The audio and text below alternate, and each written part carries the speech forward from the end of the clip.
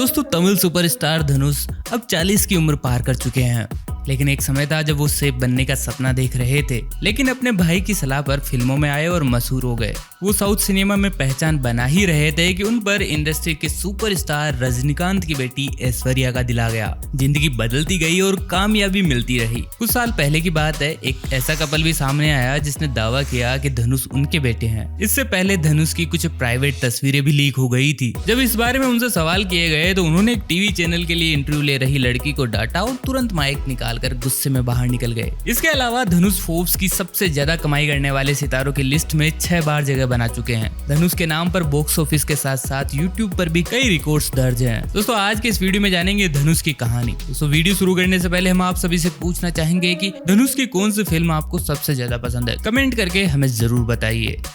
इतने बरसों में तुम हमको नहीं ना पहचाने। I am a very very bad man.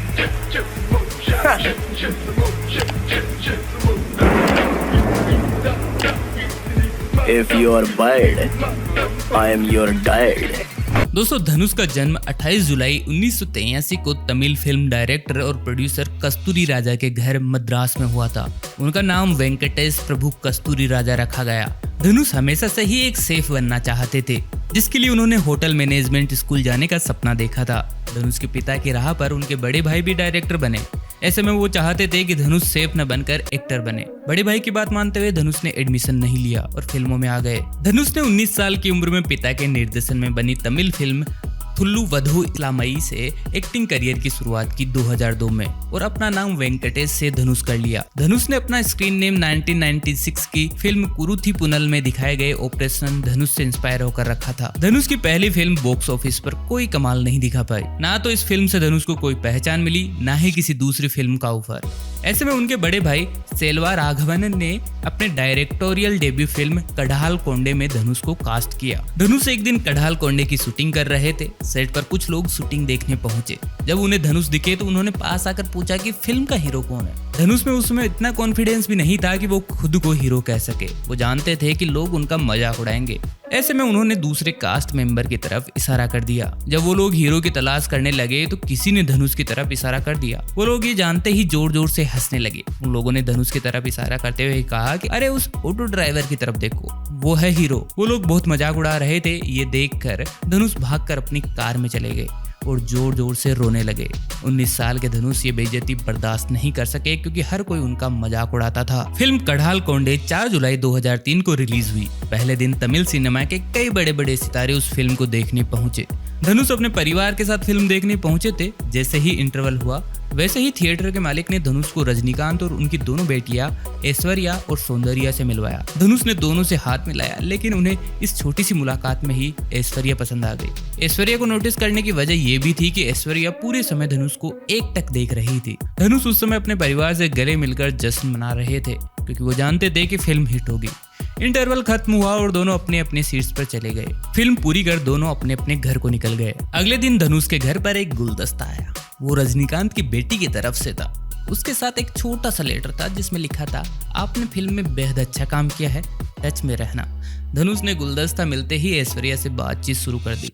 बातचीत के बाद फिर मुलाकातें भी हुई, लेकिन चंद दिनों में ही दोनों की नजदीकियों की खबरों की चर्चा फिल्मी गलियारों में गूंज उठी। इसी बीच अपनी दूसरी फिल्म कढ़ाल कोंडे से धनुष तमिल इंडस्ट्री में स्टार बन गए थे और उन्हें कई फिल्मों के ऑफर मिलने लगे। धनुष और ऐश्वर्या दोनों ही इज्जतदार घराने से ताल्लुक रखते थे। ऐसे में जब रजनीकांत को इस बात की खबर मिली तो वो खूब नाराज हुए। उन्होंने तुरंत धनुष के घर वालों को बुलाया और जल्द से जल्द दोनों की शादी तय करवा दी। दोनों ने 18 नवंबर 2004 को शादी कर ली। शादी के वक्त धनुष की उम्र मात्र 21 साल थी। मतलब शादी की लीगल एज होते ही उन्होंने शादी कर ली थी। आपको बता दें कि 20 सालों के एक्टिंग करियर में धनुष 46 फिल्मों का हिस्सा रहे हैं। आनंद अयल राय की फिल्म रांझना से धनुष ने बॉलीवुड में डेब्यू किया, जिसके बाद वो 2015 की समिताभ और 2021 की अतरंगी रे में भी दिखे।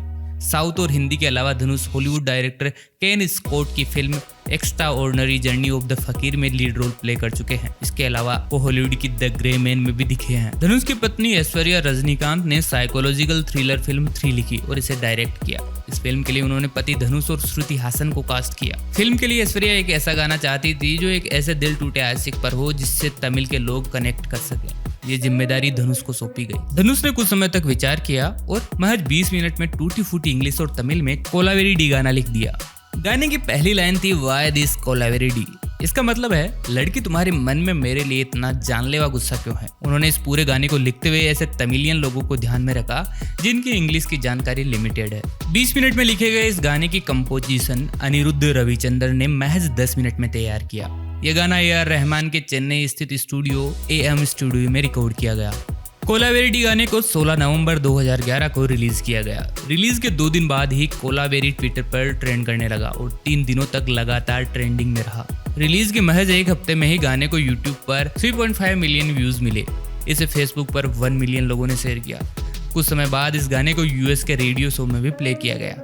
ये उस समय सबसे ज्यादा डाउनलोड किया गया गाना बना, जिसे 41 लाख लोगों ने डाउनलोड किया था। आपको बता दें कि इस गाने पर अब तक 409 मिलियन व्यूज हैं, 4.4 मिलियन लाइक्स और 2 लाख कमेंट हैं। इस गाने की पॉपुलैरिटी को समझने के लिए इंडियन इंस्टीट्यूट ऑफ मैनेजमेंट ने स्टडी तक कर डाली थी। आपको बता दें कि ये पहला तमिल गाना था जिसे MTV में दिखाया गया था। गाने की पॉपुलैरिटी के बाद तत्कालीन prime minister mister Manmohan Singh ने धनुष को जापानी प्राइम मिनिस्टर योशिहिरो नोडा के साथ गेस्ट ऑफ ऑनर बनाकर डिनर के लिए न्योता दिया था। बीजेपी और कांग्रेस ने 2012 के असेंबली इलेक्शन में इस गाने को कई कैंपेन का हिस्सा बनाया था। जहां एक तरफ कोलावेरी डी गाना दुनिया भर में पसंद किया गया, वहीं पॉपुलर लिरिसिस्ट ने गाने को संवेदनशीलता का अपमान करने के लिए आरोपी माना। इन लिरिसिस्ट का नाम जावेद अख्तर था। अप्रैल 2012 में केरल हाई कोर्ट में पिटीशन भी फाइल की गई, जिसमें इस गाने को बैन करवाने की मांग की गई थी। आरोप था कि यह गाना बच्चों पर गलत असर डाल रहा है और अग्रेशन को बढ़ावा देता है। आपको बता दें कि धनुष का लिखा और गाया गया गाना कोलावेरी डी भारत का पहला म्यूजिक वीडियो था जिसने यूट्यूब पर 100 करोड़ व्यूज पार किए थे।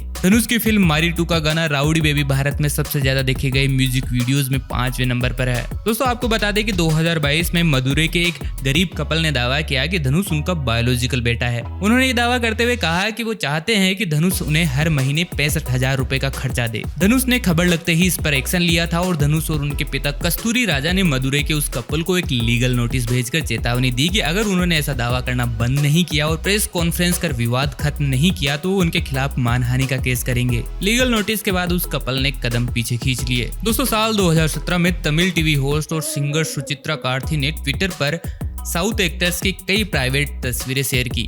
इन तस्वीरों में एक तस्वीर धनुष और त्रिशा की थी। शेयर होते ही तस्वीरें वायरल हो गई और धनुष और त्रिशा के रिश्ते की खबरें आग की तरफ फैली। कुछ समय बाद धनुष फिल्म VIP 2 के प्रमोशन के लिए टीवी चैनल TV9 के साथ इंटरव्यू के लिए पहुंचे। इंटरव्यू के दौरान रिपोर्टर ने उनसे पूछा कि क्या तस्वीरें लीक होने से उन्हें मेंटली परेशान होना पड़ा। इसके जवाब में धनुष ने गुस्से में कहा कि किसने कहा मैं मेंटली परेशान हूँ। रिपोर्टर ने आगे पूछा तस्वीरें लीक होने से आपकी फैमिली लाइफ खतरे में आ गई है। इसके जवाब में धनुष ने कहा कि मैं आपके किसी भी सवाल का जवाब दे नहीं हूँ। क्या मैं आपकी प्राइवेट जिंदगी के सवाल करूं तो आप बताएंगी। इसके बाद तेज गुस्से में धनुष खड़े हुए और उन्होंने शर्ट पर लगा माइक खींच कर निकाला और ये कहते हुए चले गए कि ये बेहद बेवकूफ भरा इंटरव्यू था।